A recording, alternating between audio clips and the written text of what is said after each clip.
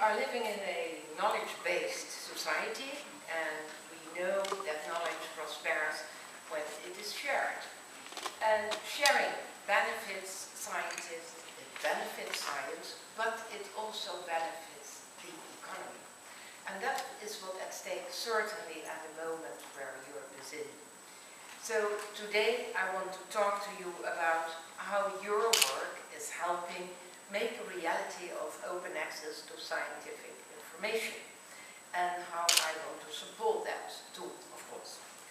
For me, ladies and gentlemen, science is all about challenging accepted wisdom, testing out multiple new scenarios to get a sound evidence base, and collaborating with others to do so.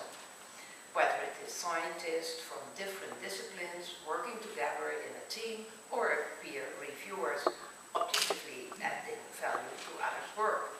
Working together is key. With the peer project, you have shown that such practices don't have to just be done by scientists. They can also be done for science. And because you have looked at and tested different aspects of open access, and you have worked together to do so, publishers, researchers, libraries, universities, all getting together, challenging, testing, and pulling down barriers, all in the cause of better, faster scientific practice.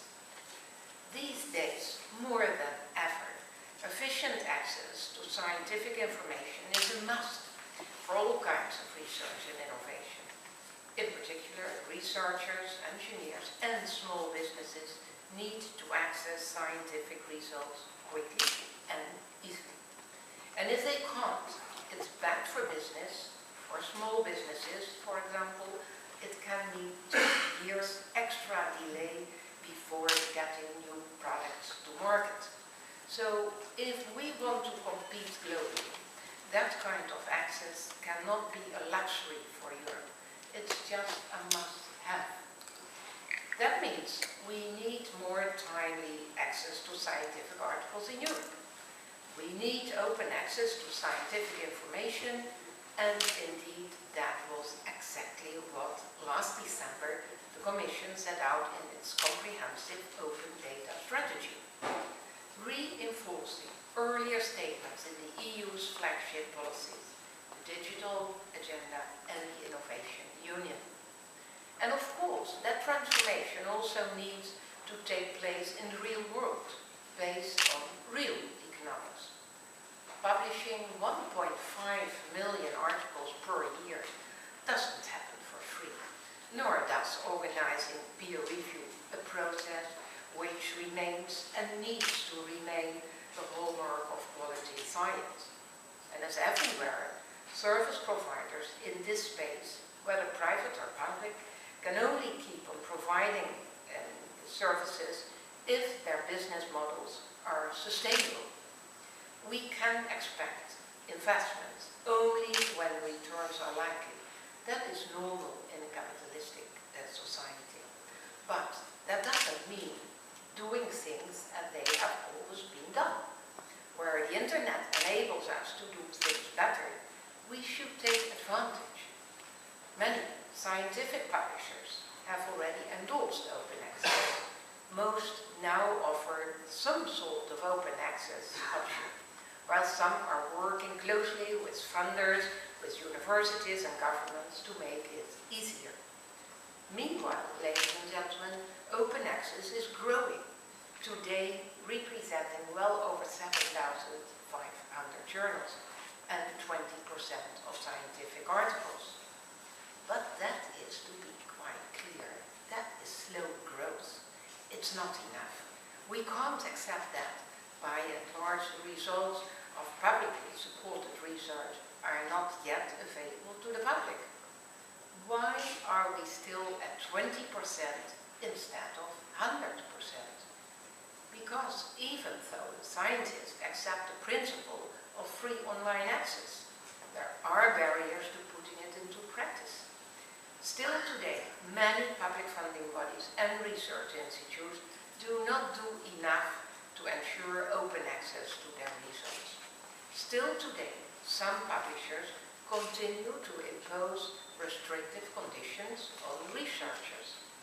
Still today, only 60% of publishers allow for self-archiving. And still today, only a fraction of researchers put their research papers in an open repository, unless asked by their funders or employers to do so. And I fear, ladies and gentlemen, that this won't change much if we don't act, despite increased activity and advocacy in the scientific community, despite the academic spring. So I'm happy to see the peer project conclude. For I'm convinced, ladies and gentlemen, I'm really convinced its results will be an important ingredient in tackling all of those challenges. But we should not limit ourselves to journal articles and the like.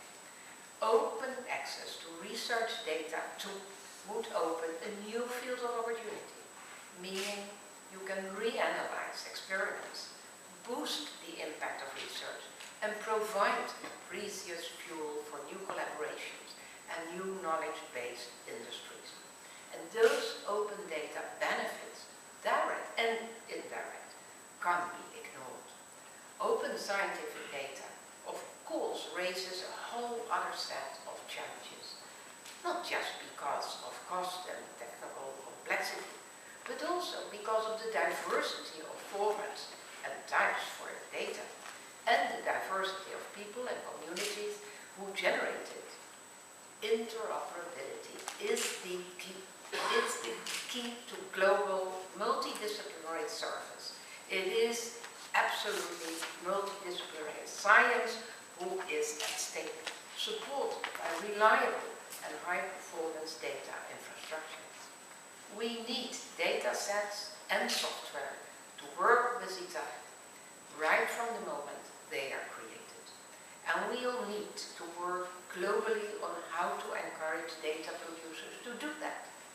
Because ultimately, without coordination, interoperability or shareable data, we shall just create unnecessary work for researchers and higher costs for funders. I want us in the Commission to support all those measures. We are doing that. We are doing that in 3 ways. First, when research is funded by the EU, we will require open access to the results, whether by green or gold route, and we are working to enlarge those measures to include scientific data as well. Second, we will shortly present a recommendation to Member States, a joint initiative of my colleague Maura Gagan-Quinn and myself, and that will spell out what is needed to improve access, management and preservation of scientific publications and data. And third, we are currently negotiating the next Research and Innovation Framework Program Horizon 2020. Our proposed 80 billion would be a wake-up call for European innovation, making it easier to seek funding and easier to invest in our future. Ladies and gentlemen, in every sector of our economy, every corner of our society, the internet is bringing huge changes and huge benefits for end users. And in so many sectors, we are seeing costs cut, value chains disrupted, and business models totally rethought. And in spite of the importance of science, indeed because of it, this sector should be no different. One by one, different sectors are waking up to those possibilities, waking up to the potential for innovation, openness and flexibility. And let's show them that this sector too can respond positively. Let's not ask others to do our job, but let's show them that we can take this seriously, find the right policy response and deploy it on the ground. And with that in mind, I wish you a most successful conference and waiting for the results of that.